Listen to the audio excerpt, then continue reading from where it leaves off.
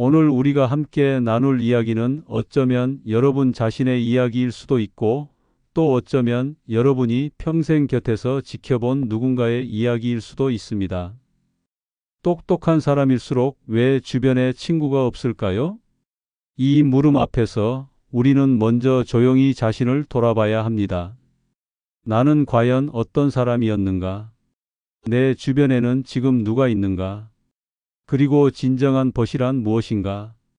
정약용 선생께서 유배지 강진에서 두 아들에게 보낸 편지가 있습니다. 그 편지에는 이런 말씀이 있습니다. 총명한 사람은 자칫 교만하기 쉽고 교만한 사람은 남을 업신여기기 쉽다. 생각해 보십시오. 어린 시절부터 공부를 잘했던 사람, 늘 반에서 1등을 했던 사람, 선생님께 칭찬받던 사람. 그들은 자연스럽게 자신의 판단을 믿게 됩니다. 자신의 생각이 옳다고 여기게 됩니다. 하지만 그 순간 보이지 않는 벽이 생겨납니다. 다른 사람의 말이 답답하게 느껴집니다. 왜 저렇게 생각하지? 저건 틀렸는데? 마음속으로 이런 생각이 스쳐 지나갑니다. 그리고 천천히, 아주 천천히 사람들이 멀어져 갑니다. 똑똑한 사람은 이것을 깨닫지 못합니다. 자신은 그저 옳은 말을 했을 뿐이라고 생각합니다. 자신은 그저 더 나은 방법을 제시했을 뿐이라고 여깁니다. 하지만 사람의 마음은 논리로만 움직이지 않습니다. 제가 어렸을 적 마을에 글을 아주 잘 아는 선비가 한 분 계셨습니다. 사서 삼경을 모두 외우고 한시를 짓는 솜씨도 일품이었습니다. 그런데 이상하게도 그분 주변에는 늘 사람이 없었습니다. 어느 날 할아버지께서 제게 말씀하셨습니다. 저분은 말씀마다 칼이 숨어 있단다. 틀린 것을 지적하는 것은 옳은 일이지만 상대의 마음까지 베어버리면 그것은 폭력이 되는 법이야. 그 말씀이 지금도 제 가슴에 남아 있습니다. 똑똑한 사람은 말을 할 때 정확함을 추구합니다. 틀린 것은 틀렸다고 말합니다. 비논리적인 것은 비판합니다. 그것은 분명 중요한 덕목입니다.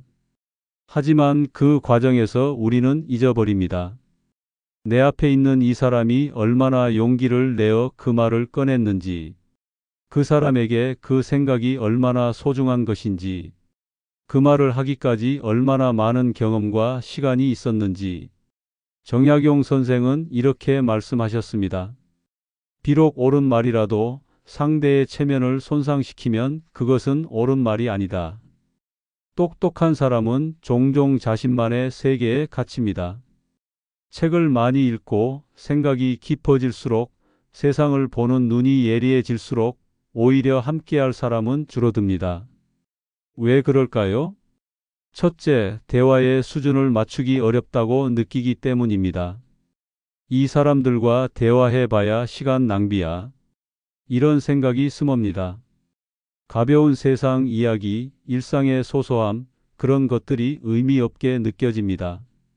하지만 진정한 친구란 무엇입니까? 함께 깊은 철학을 논하는 사람만이 친구입니까? 아닙니다.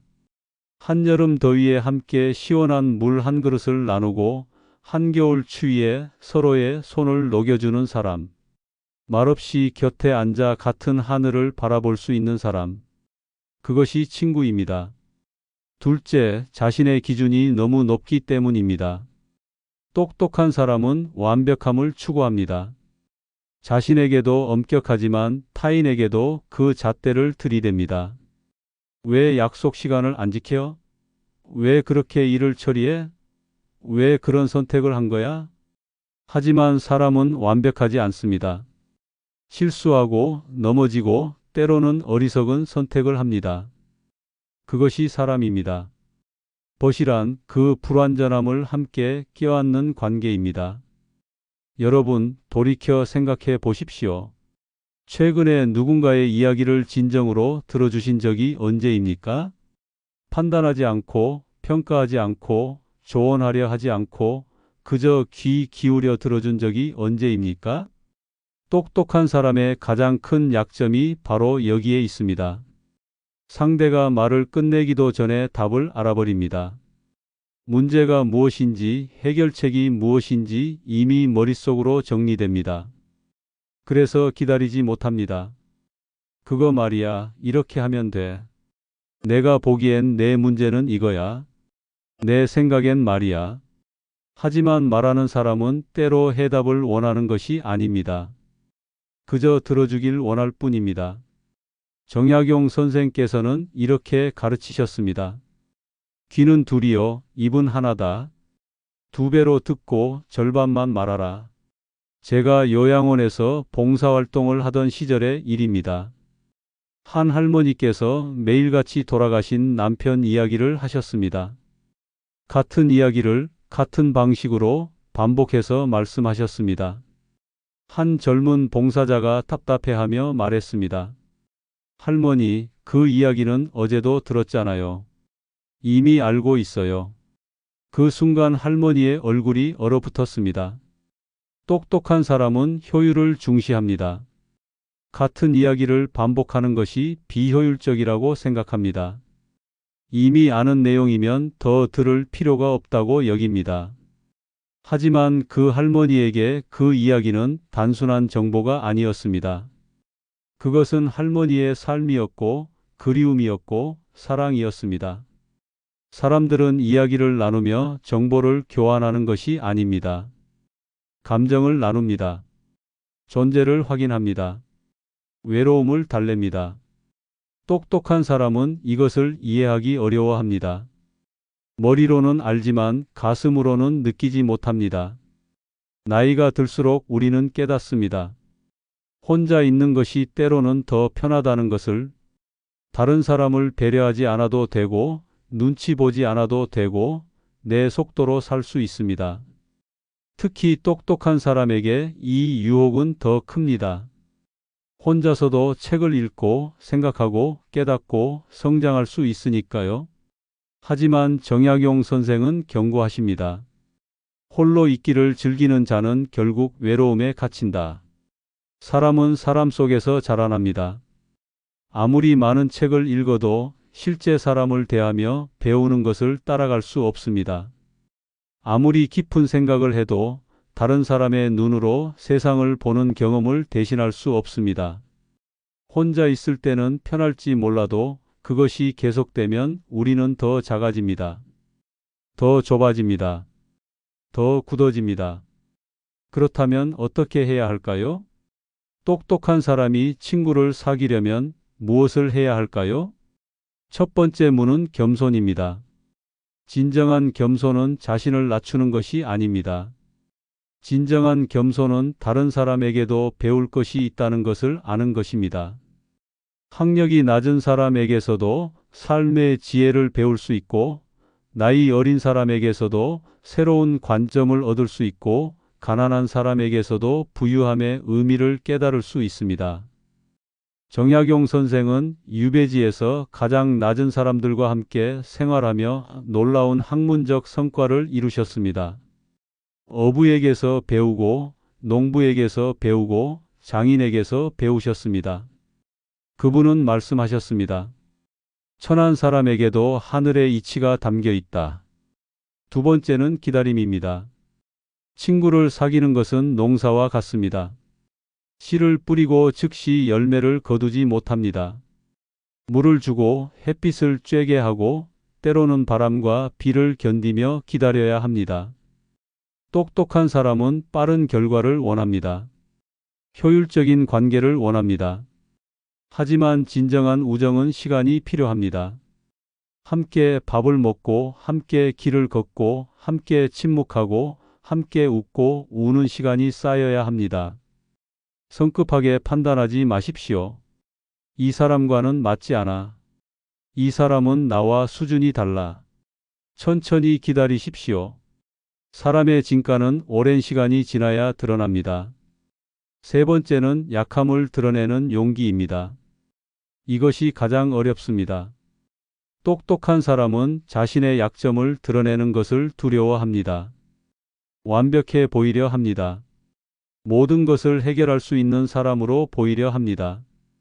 하지만 진정한 친구는 완벽함에서 생기지 않습니다. 친구는 상처에서 생깁니다. 내 아픔을 보여줄 때, 내 두려움을 고백할 때, 내가 잘 모른다고 인정할 때, 비로소 다른 사람이 다가옵니다. 정약용 선생도 유배의 고통 속에서 많은 편지를 쓰셨습니다. 그 편지에는 약함이 가득했습니다.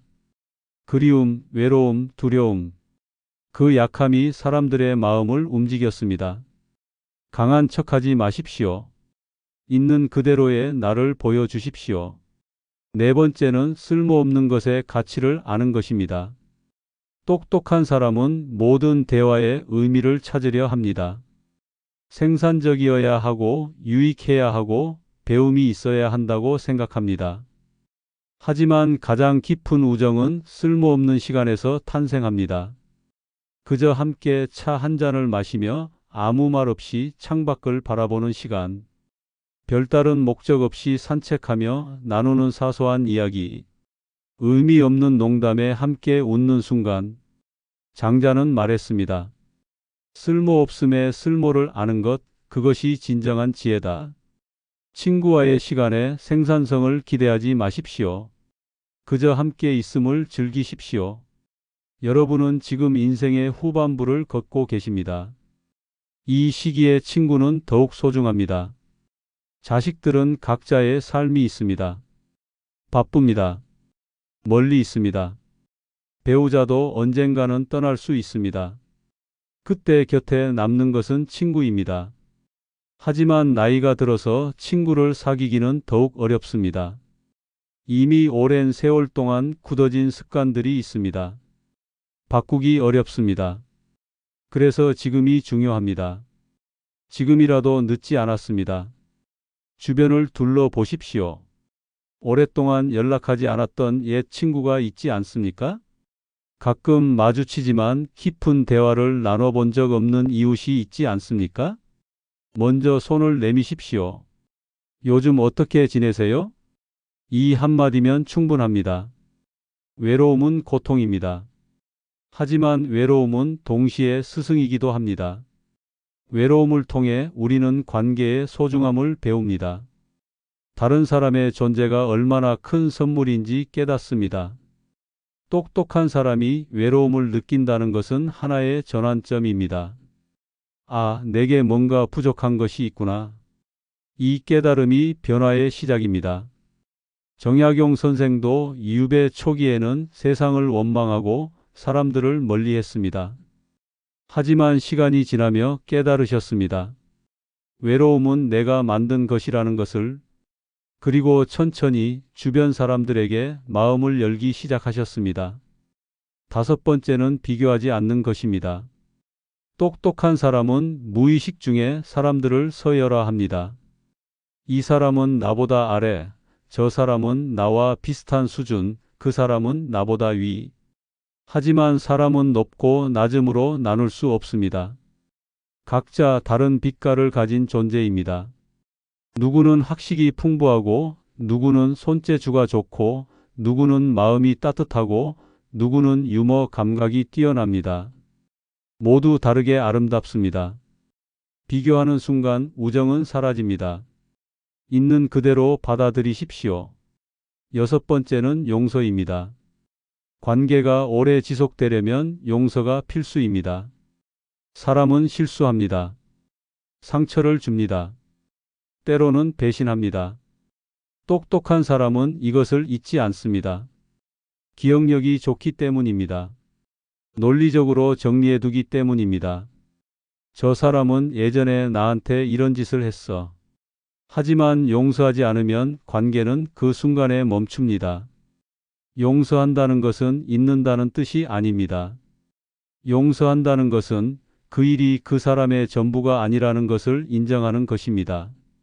일곱 번째는 비움입니다. 똑똑한 사람의 머릿속은 가득 차 있습니다. 지식으로, 생각으로, 판단으로. 하지만 가득 찬 그릇에는 더 이상 담을 수 없습니다. 다른 사람의 이야기를 담으려면 먼저 나를 비워야 합니다. 내 생각, 내 판단, 내 기준을 잠시 내려놓아야 합니다. 텅 빈 마음으로 상대를 온전히 받아들여야 합니다. 정약용 선생은 말씀하셨습니다. 배움의 시작은 비움이다. 이론은 이제 충분합니다. 실천이 필요합니다. 오늘부터 작은 것 하나만 바꿔 보십시오. 누군가 이야기할 때 끝까지 듣고 나서 반응하십시오. 누군가의 의견이 틀렸다고 생각되어도 먼저 그 의견의 장점을 찾아보십시오. 일주일에 한 번 의미 없는 대화를 즐겨보십시오. 한 달에 한 번 먼저 연락을 해보십시오. 거창한 변화는 필요 없습니다. 작은 실천들이 쌓이면 큰 변화가 됩니다. 통계를 보면 노년기 우울증의 가장 큰 원인은 고독입니다. 나이가 들수록 사람은 줄어듭니다. 죽음이 하나둘 데려갑니다. 그래서 지금 준비해야 합니다. 젊을 때의 똑똑함은 늙어서의 외로움이 될 수 있습니다. 하지만 지금 변한다면 늙어서의 외로움은 평온함이 될 수 있습니다. 주변에 사람이 있다는 것, 전화 한 통이면 만날 수 있는 친구가 있다는 것, 함께 밥 먹고 이야기 나눌 것이 있다는 것, 이것이 얼마나 큰 축복인지 나이가 들수록 더 절실히 느끼게 됩니다. 정약용 선생은 18년의 유배 생활을 마치고 돌아오셨을 때 완전히 다른 사람이 되어 있었습니다. 학문은 더 깊어졌지만 태도는 더 낮아져 있었습니다. 말은 더 적어졌지만 마음은 더 넓어져 있었습니다. 그분은 깨달으셨습니다. 진짜 지혜는 많이 아는 것이 아니라 잘 관계 맺는 것이라는 것을, 진짜 총명함은 빨리 판단하는 것이 아니라 깊이 이해하는 것이라는 것을, 진짜 똑똑함은 혼자 잘하는 것이 아니라 함께 어울리는 것이라는 것을, 지금 이 순간 선택의 기로에 서 있습니다. 계속 똑똑한 채로 외롭게 살 것인가? 아니면 조금 어리석어져서라도 사람들 속에서 살 것인가? 이것은 쉬운 선택이 아닙니다. 오랜 세월 쌓아온 습관을 바꾸는 것이기 때문입니다. 자존심을 내려놓아야 하기 때문입니다. 하지만 선택은 여러분의 몫입니다. 다만 이것만은 기억하십시오. 죽음 앞에서 후회하는 것 중 하나가 더 많은 사람을 사랑하지 못한 것입니다. 더 많이 배우지 못한 것, 더 많이 성취하지 못한 것이 아닙니다. 더 많이 사랑하지 못한 것입니다. 매일 아침 이렇게 스스로에게 말해 보십시오. 오늘 하루는 내가 틀릴 수도 있다. 오늘 하루는 상대의 말을 끝까지 들어보자. 오늘 하루는 판단보다 이해를 먼저 하자. 이 작은 주문들이 마음의 문을 엽니다. 그 문 사이로 사람들이 들어옵니다. 처음에는 어색할 것입니다. 하지만 계속하다 보면 자연스러워집니다. 그리고 어느 날 깨닫게 될 것입니다. 아, 이것이 함께 산다는 것이구나. 이제 이야기를 마무리할 시간입니다. 똑똑한 사람일수록 주변에 친구가 없는 이유. 그것은 타고난 운명이 아닙니다. 그것은 선택의 결과입니다. 그리고 선택은 언제든 바꿀 수 있습니다. 지금 이 순간부터 조금씩 바꿔나가십시오. 급하게 모든 것을 바꾸려 하지 마십시오. 봄이 하루아침에 오지 않듯이 변화도 천천히 옵니다. 하지만 분명히 옵니다. 나무가 겨울을 견디며 봄을 준비하듯이 여러분도 지금부터 준비하십시오. 따뜻한 관계로 둘러싸인 노년을, 외롭지 않은 저녁을, 함께 웃을 수 있는 내일을, 정약용 선생께서 유배지를 떠나며 쓰신 시가 있습니다. 홀로 왔다가 홀로 가는 것이 인생이로되 가는 길에 누군가와 함께 걸을 수 있다면 그것이 곧 하늘이 준 복이로다. 여러분의 인생길에 함께 걸을 벗들이 생기길 바랍니다. 그것이 진정한 지혜이고 진정한 총명함입니다. 오늘도 고요히 자신을 돌아보는 시간 되십시오. 감사합니다.